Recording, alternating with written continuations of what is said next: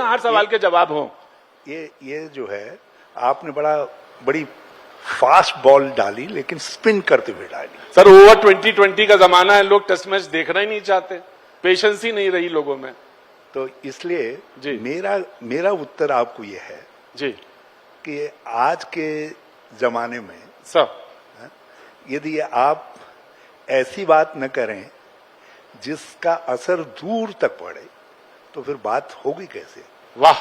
और फिर आज जब ऐसे ऐसे स्पिन मास्टर मौजूद हैं, क्या बात जो लोग बॉल आज डालते हैं लेकिन परिणाम देखो कहते हैं 2047 में, तो जब ऐसे स्पिन बॉलर मौजूद हैं इस देश में तो फिर हमको भी तो कुछ न कुछ ऐसा कहना पड़ेगा कि बात यहाँ करें, असर उसका कहीं दूर तक दिखाई। देखिए मैंने कहा था ना, देहरादून पे बात डालिए, निकलेगी कहां तक वो देखते रहिए बस। अब आप वो विजन है उन 2047 का, एक सपना है सशक्त और देश को स्वाभिमान और विस्तार के साथ देखने का मौका लगेगा। बीच में सवाल आएगा तो जरूर पूछेंगे, लेकिन बहुत अरसा हो गया मुख्यमंत्री से, अब कितना समय हो गया। लोग कह रहे हैं कि हरीश रावत जी, हुड्डा जी, कमलनाथ जी वाली टीम में शामिल हो गए क्या? देखिए ये वक्त है, ये वक्त है। और यदि वक्त बदलेगा, समय आएगा, तो आप फिर कहेंगे कि आप लोगों ने इस उम्र में भी जो है ऐसी पलटी मार ली। क्या बात है। ये तो सब वक्त के मजबूर हैं। तो जी तो इस समय वक्त जो है उन लोगों का है जो केवल वक्त उन लोगों का है जो केवल बातें करते हैं, केवल जुमले देते हैं। तो ये जुमलों का वक्त है, लोग जुमलों को एंजॉय कर रहे हैं।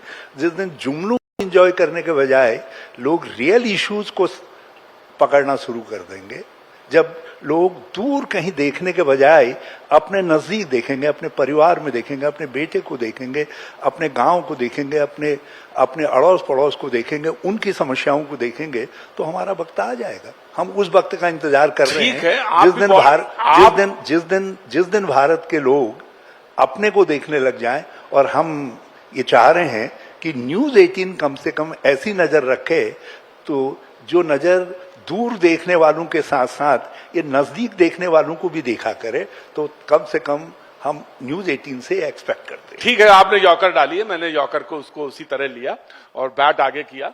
लेकिन मुझे एक चीज बताइए, आपकी सारी बातें सर माथे मेरे।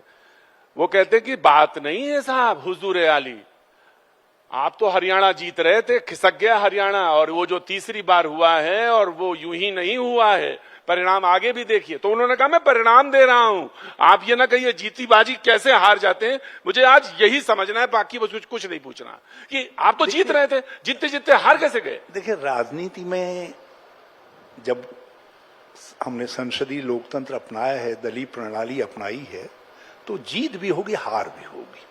हमें इस बात का मलाल नहीं है कि हम हरियाणा, मलाल है हमको, तकलीफ है हमको कि हम जीते जीते क्यों हार गए, लेकिन हमारी हार में हरियाणा की हार भी बन गई, इसका दुख है।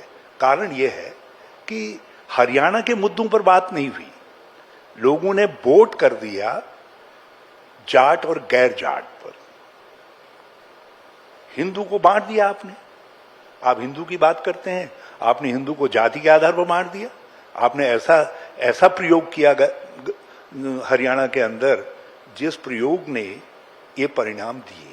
और आज इस बात को कोई स्वीकार करे या न करे, तो आज हरियाणा बटा जाति के आधार पर और हिंदू समाज जाति के आधार पर बटा, जबकि पहले हरियाणा वोट कर रहा था विकास के सवाल पर, हरियाणा वोट कर रहा था रोजगार के सवाल पर, हरियाणा वोट कर रहा था किसान के सवाल पर, हरियाणा वोट कर रहा था महिला सम्मान के बात पर। मैं आपसे एक बात जानना चाहता हूं, मुझे बता दीजिए क्या ये लोगों के मुद्दे हैं या नहीं है, ये हरियाणा के मुद्दे हैं या नहीं है। हाँ। लेकिन ये जाट गैर जाट, ये किसका मुद्दा है। मुझे बहुत अच्छा लगा, राजनीतिक विश्लेषक, पार्टियों को मैं नहीं मानता, राजनीतिक विश्लेषक आज के इस स्टेटमेंट पे बड़ा खुश हो रहे होंगे कि देखिए हरीश रावत जी कितनी सच्चाई से बोलते हैं। उन्होंने एक बार भी ईवीएम कोरोना नहीं रोया है। एक बार भी नहीं बोला आपने कि ईवीएम गड़बड़ था या वहां ये गड़बड़ था या बैटरी लूज हो गई थी या चार्ज नहीं हुई थी या ये एक बार भी आपने नहीं कहा। सो राजनीतिक विश्लेषक मानते हैं कि जो हार और जीत हुई है वो मुद्दों के किसी एंगल पे हो सकती है। बात जब आपने कही दिया तो नहीं, मैंने नहीं कहा, आपने जवाब दिया उसमें एक बार भी मैं सुन रहा था ध्यान से कि ईवीएम आता है या नहीं आता है। मैं उसकी जरा सच्चाई बयान कर दूं। ईवीएम तो लाई बेमानी के लिए गई है। ये क्या कह रहे हैं? मैं मतलब ये बीजेपी लाई है, किसके शासनकाल में आए?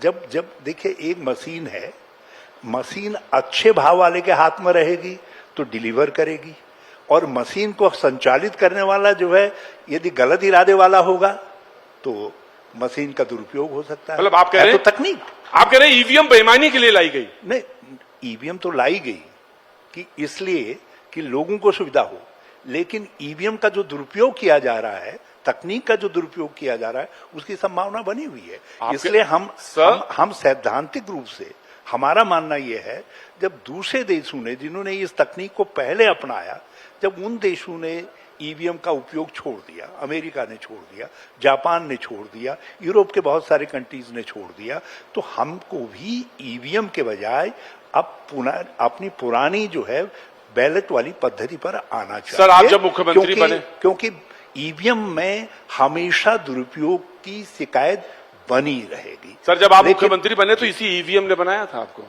देखिए, मैंने कहा ना आपसे कि ये समय समय पर कोई रोज आदमी के मन में बेईमानी नहीं आती है।